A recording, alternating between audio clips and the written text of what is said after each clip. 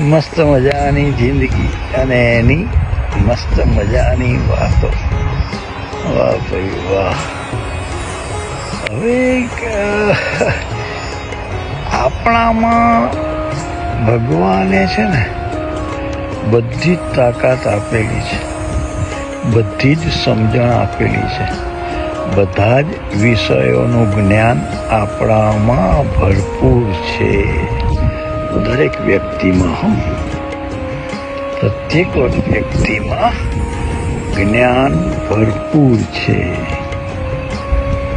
હવે આપણે જો આ જ્યાં તમે આગળ ભણવા જવાનું થાય, ક્યાંય સત્સંગમાં બેઠા હો, ક્યાંય ભજન કીર્તનમાં બેઠા હો, ક્યાંય રમતગમતમાં તમે ગયા હો, હવે એ જ્યાંથી તમે જે વાત સાંભળો છો એ તમારી અંદર તો પડેલી છે જ.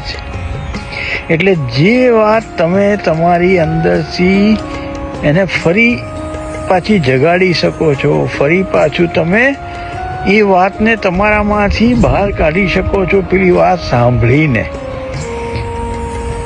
સમાજમાં જ્યાંથી જે વાત સાંભળો છો, જે સત્સંગમાં બેઠા છો, જે પ્રવચન સાંભળો છો, એમાંથી જે વાતો તમારી અંદર બધી છે જ, એ વાતોને તમે ફરી પાછી વાગોળવાની ચાલુ કરો છો.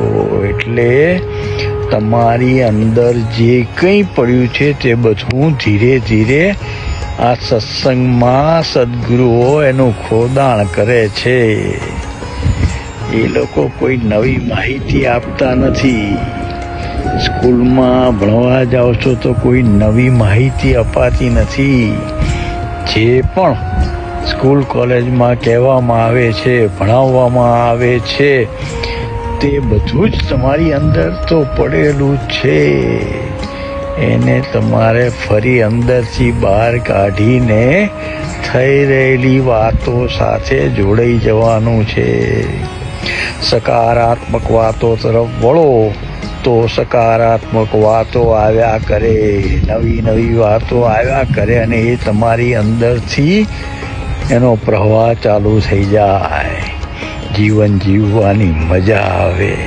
આપણી અંદર જ ભગવાને બધું ઠાસો-ઠાસ ભર્યું છે.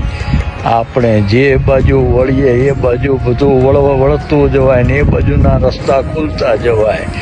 તો પછી આજથી ચાલુ કરી દઈએ ને આપણે સત્સંગમાં, સારી વાતો સાંભળવામાં, સરસ મજાની વાર્તાઓ, સરસ મજાની ચોપડીઓ, સરસ મજાની જ્યાં જ્ઞાન ગોષ્ઠી થતી હોય ત્યાં બધે જ પહોંચી જવું અને આપણી અંદર જ બધું પડેલું છે એને ધીરે ધીરે બહાર કાઢતા જઈએ. અને પછી એવી મજા આવશે. સંગીતમાં રસ હોય ને તો સંગીત અંદરથી બહાર આવશે.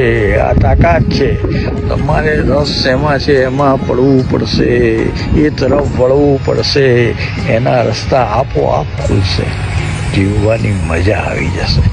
જે નાની નાની વાતો જો જીવનમાં ઉતારીએ અને સમજીએ ને તો મજા આવી જાય. હરિ ઓમ.